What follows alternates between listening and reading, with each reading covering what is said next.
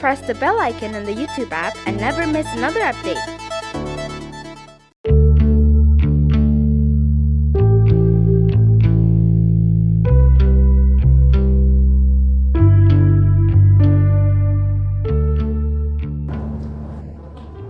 Hai, nama aku Pia dan kali ini aku lagi ada di Z Premier Noi.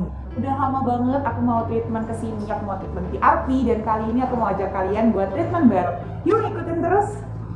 Setelah booking, aku langsung duduk bareng untuk ngobrol sama Premier Dermatologist yaitu Dr. Novi.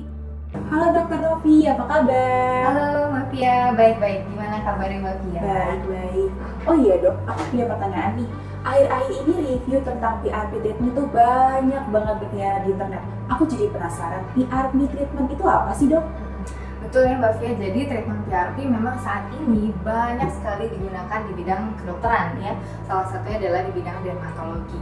Sebetulnya sama seperti namanya, PRP treatment, platelet rich plasma. Artinya treatment ini nanti akan menggunakan produk yaitu darah kita sendiri. Plasma itu kan darah kita yang kaya akan platelet atau kaya akan trombosit gitu ya. Sebetulnya apa sih fungsi trombosit itu? Nah, trombosit ini mau kita ambil karena dia ada sifat anti peradangan. Dia akan melepaskan growth factor ataupun faktor-faktor pertumbuhan saat dimasukkan ke dalam kulit kita, sehingga nantinya akan memicu pertumbuhan sel kulit, kemudian meregenerasi sel barunya, kemudian dia memicu juga pembentukan sel pembuluh darah baru hingga kolagen yang optimal gitu. Nah, kalau ditanya, dok, kan trombosit itu sebetulnya sudah ada di darah kita, betul nggak? Kenapa kita butuh PRP? Karena trombosit kita itu normalnya 150.000 hingga 450.000. Bayangkan kalau dia kayak akan PRP, dia tuh lebih tinggi daripada normal 4 hingga 5 kali lipat. Otomatis yang dimasukkan ke dalam kulit kita setempat itu adalah jumlah PRP atau trombosit yang mencapai hingga lebih dari 1 juta. Otomatis iya betul, jadi otomatis penyembuhan sel kulitnya nanti akan berjalan lebih cepat, kemudian pembentukan sel barunya juga akan lebih efisien dan optimal. Itu yang kita harapkan. Nah dok, untuk mendapatkan darah PRP ini gimana sih prosedurnya dok? Jadi nanti mungkin saat dia di anestesi gitu ya, mbaknya di anestesi itu sambil dilakukan pengambilan darah. Pengambilan darahnya biasanya dari darah vena, dari whole blood kita bilangnya, dari darah utuh, kemudian itu secara steril ya mbak. Jadi jarumnya juga jarum baru khusus buat mbaknya doang gitu ya. Kemudian nanti akan dimasukkan ke dalam tabung yang steril juga yang memang sudah berisi anti pembekuan darah. Oke. Bisa juga ada beberapa tabung PRP yang sudah ada aktivatornya juga bisa gitu ya. Kemudian nanti akan diproses melalui metode sentrifugasi kita bilangnya. Nanti akan terlihat setelah diproses itu darahnya akan terbagi menjadi 3 secara garis besar. Nanti ada 3 bagian, yang bagian paling bawah ya, bagian paling ini biasanya warnanya merah, itu kurang lebih 55%-nya. Kemudian kita bisa lihat juga di bagian paling putih itu yang bening dia. Biasanya di bagian paling atas itu kurang lebih 45%-an, itu kita sebut PPP atau platelet poor plasma. Jadi itu darah kita, tapi memang kadar trombositnya hanya sedikit. Nah, di mana nih PRP-nya? PRP-nya itu ternyata berada di tengah-tengah dan itu biasanya hanya 5%. Jadi dari kita ambil misalnya 3 cc darah ya kita cuma dapat 5%-nya saja PRP-nya. Gitu.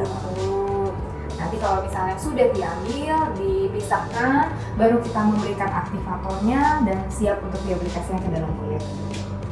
Nah dok, kira-kira ada nggak sih penyakit atau kelainan tertentu yang bisa diatasi dengan PRP? Apa ada area-area tertentu dok? Ya, jadi kalau untuk penyakit yang bisa kita berikan atau maksimal gitu ya hasilnya nanti dengan PRP treatment bisa dibantu dengan treatment PRP ini, misalnya pada kasus yang misalnya luka kronis tuh yang luka yang biasanya sih luka-luka yang ini yang pada orang-orang diabetes gitu ya, yang memang lama sekali sembuhnya, namanya luka kronis. Kemudian bisa juga misalnya untuk rejuvenation skin, jadi nanti untuk memperbaiki tekstur kulitnya kita. Jadi kulitnya nanti bakal plumpy biasanya. Terus setelah itu bisa juga untuk anti-aging treatment. Anti-aging treatment tuh nanti bisa memudahkan kerutan-kerutan yang halus gitu. Yang paling sering digunakan treatment PRP itu untuk scar atrofi atau kita bilang luka bopeng. Nah, bisa banyak nih Mbak Fia. Bisa karena bekas jerawat. Itu paling umum kayaknya ya dok ya. Bekas jerawat, bekas cacar ya. Kemudian kalau ada luka jatuh ataupun luka post operasi dan yang lainnya. itu bisa. Kemudian bisa juga digunakan untuk stretch mark. Jadi treatment untuk stretch mark. Biasanya ibu setelah melahirkan ya dok? Betul banget. Setelah itu bisa juga untuk area alopecia areata. Kita bilang alopecia itu kebotakan. Jadi baik yang lokal, areata itu lokal, atau bisa juga yang memang karena hormonal. Itu juga bisa. Kemudian bisa juga diaplikasikan misalnya sebagai si PRP-nya ya, bisa juga diaplikasikan topikal. Misalnya habis melakukan derma roller ataupun dengan laser itu juga bisa. Gitu. Ada lagi sebetulnya satu, tapi masih dalam fase penelitian lebih lanjut. Itu kita berharap bisa digunakan juga nanti untuk kalangan umum filler. Jadi dia bisa memperbaiki mungkin bokehnya jadi lebih baik. Gitu. Nah kalau untuk area, biasanya areanya itu bergantung sama kelainannya sebetulnya. Jadi nggak bisa kayak misalnya saya punya masalah di sini nih dok, boleh nggak di PRP? Itu nggak bisa asal ya dok? Jadi kalau misalnya memang ada indikasi yang tadi sudah saya sebutkan penyakit-penyakit tertentu tersebut, areanya itu tidak terlalu bermasalah sebetulnya. Misalnya di daerah, kalau orang alopecia atau kebotakan pasti di rambut, kepala gitu ya. Kalau untuk yang scar atrofik, bekas-bekas bokeh pasti banyak kan di wajah. Kalau stretch mark mungkin saja kayak di paha, di lutut, di perut gitu ya.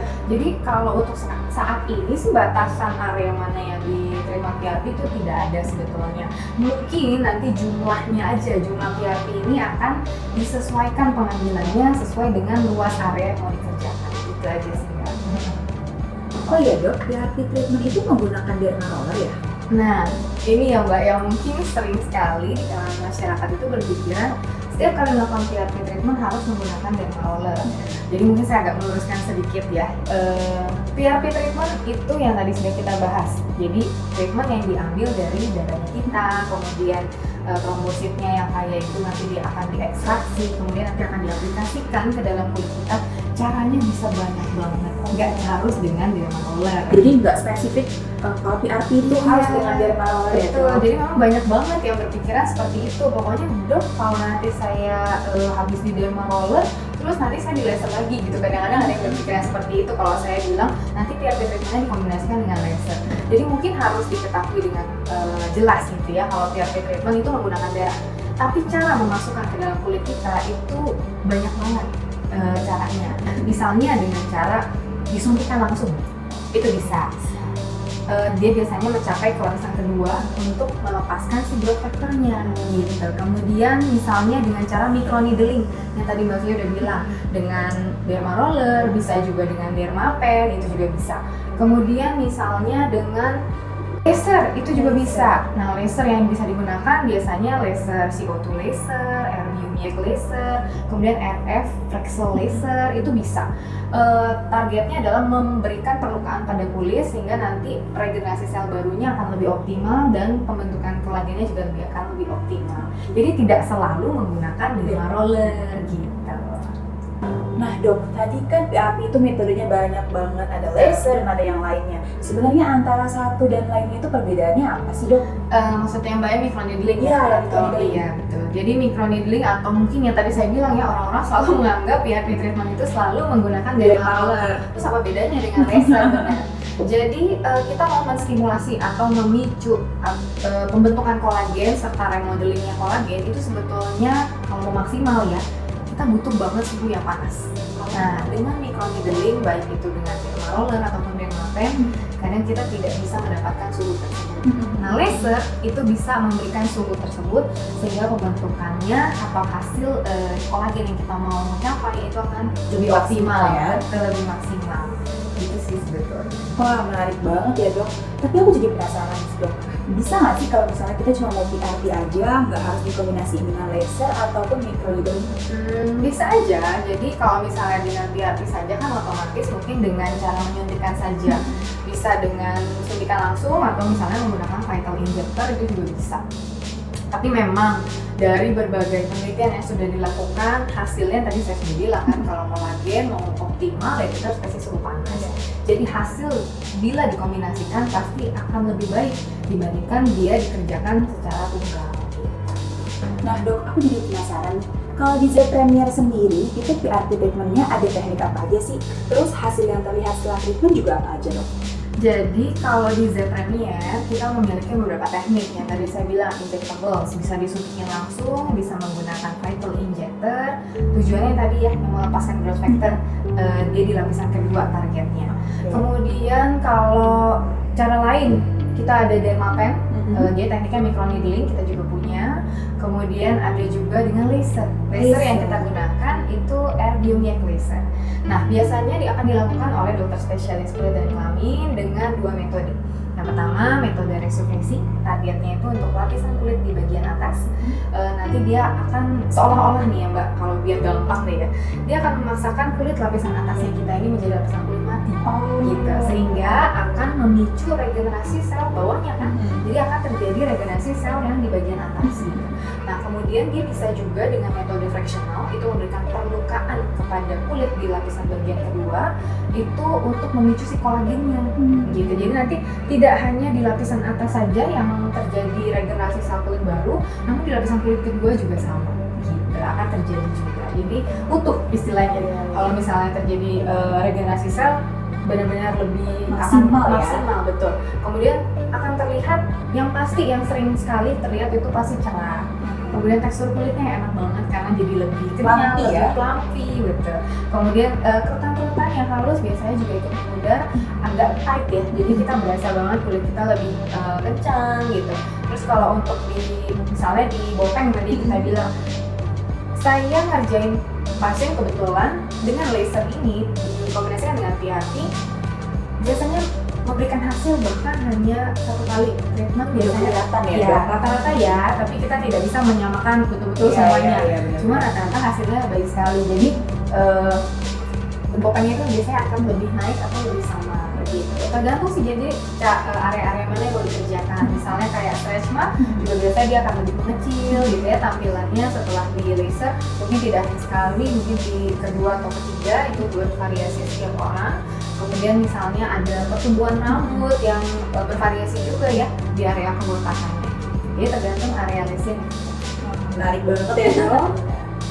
Nah Dok, aku dan mungkin teman-teman yang lainnya nih penasaran, kira-kira kalau misalnya PRP Z Premier itu apa aja sih Dok yang harus dipersiapkan? Jadi biasanya pasien akan konsul dulu ke dokter spesialis kulit dan kelamin, nanti akan dievaluasi keluhannya apa. Biasanya akan diberikan priming cream. Nah, penggunaannya kurang lebih selama 2 minggu ya, untuk memicu agar nanti begitu kita bikin perlukaan di kulit, penyembuhannya akan lebih cepat lagi. Ya, jadi persiapkan dulu deh kulitnya gitu ya. Nah, dari pasiennya sendiri itu juga harus misalnya menghindari paparan matahari, kemudian mungkin 2 hari sebelumnya jangan menggunakan krim malam. Kemudian jangan mengkonsumsi obat-obatan tertentu, misalnya kayak kortikosteroid, kemudian anti nyeri NSAID atau obat-obat yang anti pembekuan darah, itu dilarang dulu. Pola hidup sehat yang paling penting ya, Itu paling utama kayaknya ya Dok. Jadi tidurnya harus benar, harus minimal 8 jam, terus kemudian pola makan sehat, minum air putih harus banyak, terutama 2 jam sebelum pengambilan PRP. Itu penting banget ya Penting Dok. sekali, karena kalau dehidrasi pasti akan jadi darahnya susah ya diambil biasanya gitu. Terus yang terakhir mungkin jangan mengkonsumsi alkohol ataupun rokok. Minimal biasanya 4 hari sampai 1 minggu Sebelum treatmentnya Dok. Iya betul. Kalau misalnya kita mau dapetin PRP-nya yang bagus ya. Nah Dok, kalau misalnya sekarang nih aku pengen coba PRP, kira-kira PRP apa sih Dok yang cocok buat aku? Kalau di Mafia ya, cantik ya sebenarnya. Jadi mungkin saya akan melakukan teknik untuk rejuvenation skin aja, jadi lebih memperbaiki tekstur kulitnya Mafia aja sih sebenarnya. Oke, wah jadi penasaran banget. Ayo sekarang kita cobain treatment PRP di Z Premier.